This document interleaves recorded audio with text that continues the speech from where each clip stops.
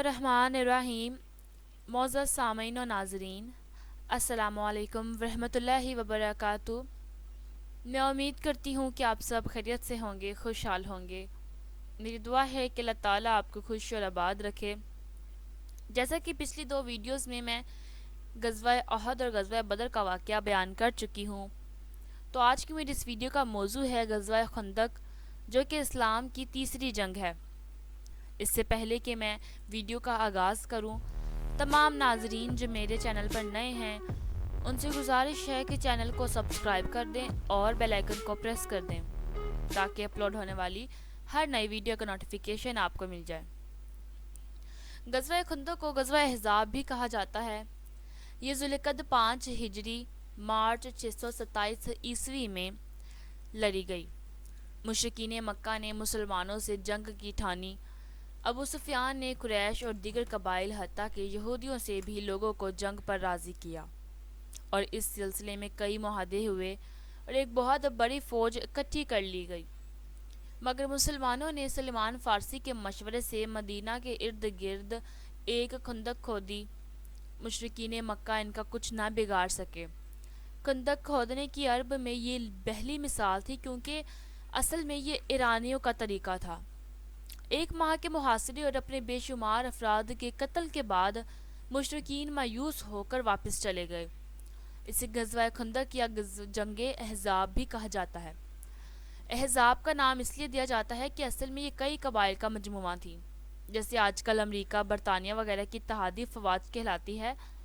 اس جنگ کا ذکر قرآن میں سورہ احزاب میں بھی ہوتا ہے۔ اس جنگ کا پس منظر جنگ احد کے بعد قریش، یہودی اور عرب کے دیگر بت پرست قبائل کے درمیان میں طے پایا کہ مل جل کر اسلام کو ختم کیا جائے۔ اس سلسلے میں پہلا معاہدہ قریش کے سردار ابو سفیان اور مدینہ سے نکالے جانے والے یہودی قبیلہ بنو نذیر کے درمیان میں ہوا۔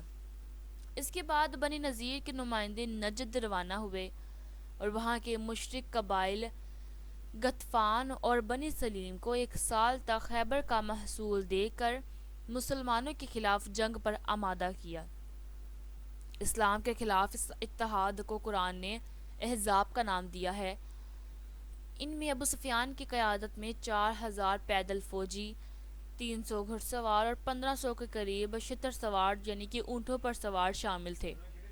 دوسری بڑی طاقت قبیلہ غطفان کی تھی، جس کے 1000 سوار انینا کی قیادت میں تھے۔ اس کے علاوہ بنی مرا کے 400، بنی شجاع کے 700 اور کچھ دیگر قبائل کے افراد شامل تھے۔ مجموعی طور پر 10,000 سے زیادہ تجاوز کر گئی، جو اس زمانے میں اس علاقے کے لحاظ سے ایک انتہائی بڑی فوجی طاقت تھی۔ یہ فوج تیار ہو کر ابو سفیان کی قیادت میں فروری یا مارچ 627 عیسوی میں مسلمانوں سے جنگ کرنے کے لیے مدینہ روانہ ہو گئی۔ حضرت محمد مصطفیٰ صلی اللہ علیہ وسلم کو اس سازش کا علم ہوا تو آپ نے صحاب سے مشورہ کیا۔ سلمان فارسی نے ایک دفاعی خندق کھودنے کا مشورہ دیا، جو عربوں کے لیے ایک نئی بات تھی۔ حضور صلی اللہ علیہ وسلم کو یہ مشورہ پسند آیا، چنانچہ خندق کی تعمیر شروع ہو گئی۔ مدینہ کے ارد گرد پہاڑ تھے اور گھر ایک دوسرے سے متصل تھے، جو ایک قدرتی دفاعی فصیل کا کام کرتے تھے۔ ایک جگہ کوہ عبیدہ اور کوہ راتائج کے درمیان میں سے حملہ ہو سکتا تھا، اسی لیے وہاں خندق کھودنے کا فیصلہ کیا گیا۔ اس کی کھدائی میں حضور صلی اللہ علیہ وسلم سمیت سب لوگ شریک ہوئے۔ اس دوران میں سلمان فارسی نہایت جوش و خروش سے کام کرتے رہے، اور اس وجہ سے انصار کہنے لگے کہ سلمان ہم میں سے ہے، اور مہاجرین کہنے لگے کہ سلمان ہم میں سے ہے۔ اس پر حضور صلی اللہ علیہ وسلم نے فرمایا کہ سلیمان میرے اہل بیت سے ہے۔ کھدائی کے دوران میں سلمان فارسی کے سامنے ایک بڑا سفید پتھر آ گیا، جو ان سے اور دوسرے ساتھیوں سے نہ ٹوٹا۔ آخر حضرت محمد صلی اللہ علیہ وسلم خود تشریف لائے اور کلہاڑی کی ضرب لگائی۔ ایک بجلی سی چمکی اور پتھر کا ایک ٹکڑا ٹوٹ کر الگ ہو گیا۔ حضور نے تکبیر بلند کی۔ دوسری اور تیسری ضرب پر بھی ایسا ہی ہوا۔ سلمان فارسی نے سوال کیا کہ ہر دفعہ بجلی سی چمکنے کے بعد آپ تکبیر کیوں بلند کرتے ہیں؟ جس پر آپ نے فرمایا کہ جب پہلی دفعہ بجلی چمکی تھی تو میں نے یمن اور صنعاء کے محلوں کو کھلتے دیکھا، اور دوسری مرتبہ بجلی چمکنے پر میں نے شام و مغرب کے کانہائے سرخ کو فتح ہوتے دیکھا، اور جب تیسری بار بجلی چمکی تو میں نے دیکھا کہ کانہائے کسریٰ میری امت کے ہاتھوں مسخر ہو جائیں گے۔ 20 دن میں خندق مکمل ہو گئی، جو تقریباً 5 کلومیٹر لمبی تھی، 5 ہاتھ تقریباً سوا دو سے 2.5 میٹر گہری تھی، اور اتنی چوڑی تھی کہ ایک گھڑ سوار جست لگا کر بھی پار نہ کر سکتا تھا۔ مسلمانوں کی تعداد 3,000 کے قریب تھی، جو 15 سال سے بڑے تھے اور جنگ میں حصہ لے سکتے تھے۔ اب اندرونی محاذ، خندق کھودنے کے 3 روز بعد دشمن کی فوج مدینہ پہنچ گئی اور خندق دیکھ کر مجبوراً رک گئی۔ ان کی عظیم فوج اس خندق کی وجہ سے ناکارہ ہو کر رہ گئی۔ کئی دن تک ان کے سپاہی خندق کو پار کرنے کی کوشش کرتے رہے۔ بیرونی محاذ یعنی کہ ایمان کفر کے مقابلے پر کچھ دن کے بعد عمر بن عبدو کی قیادت میں 5 سواروں، عمر بن عبدو، اکرمہ بن ابو جہل، زرار بن الخطاب، نوفل بن عبداللہ اور ابی بن دہب نے خندق کو ایک کم چوڑی جگہ سے پار کر لیا۔ عمر بن عبدو عرب کا مشہور سورما تھا اور اس کی دہشت سے لوگ کانپتے تھے۔ اس نے سپاہ اسلام کو للکار کر جنت کا مذاق بناتے ہوئے کہا کہ اے جنت کے دعوے دارو، کہاں ہو؟ کیا کوئی ہے جسے میں جنت کو روانہ کر دوں یا وہ مجھے دوزخ میں بھیج دے؟ اور اپنی بات کی تکرار کرتا رہا، جس پر حضور صلی اللہ علیہ وسلم نے فرمایا کہ کوئی ہے جو اس کے شر کو ہمارے سروں سے دور کرے؟ علی نے آمادگی ظاہر کی۔ اس وقت حضور نے ان کو اجازت نہ دی اور دوسری اور پھر تیسری دفعہ پوچھا۔ تینوں دفعہ علی ہی تیار ہوئے۔ حضور نے انہیں اپنا امامہ اور تلوار عطا کی اور فرمایا کہ کل ایمان کل کفر کے مقابلے پر جا رہا ہے۔ ایک سخت جنگ جس کے دوران میں گرد و غبار چھا گیا تھا، نعرہ تکبیر کی آواز بلند ہوئی۔ حضور نے فرمایا کہ خدا کی قسم علی نے اسے قتل کر دیا ہے۔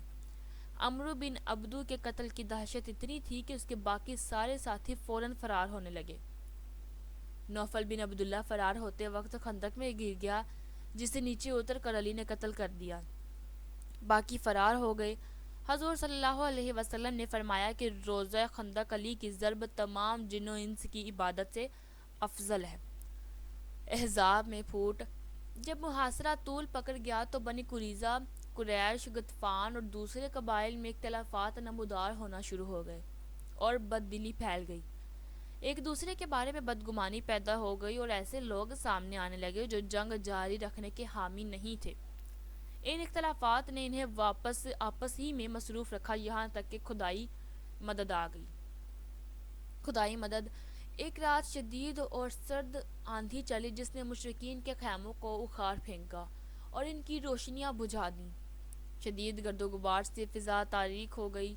مشرکین نے فرار ہونے کو ترجیح دی اور مکہ کی طرف روانہ ہو گئے۔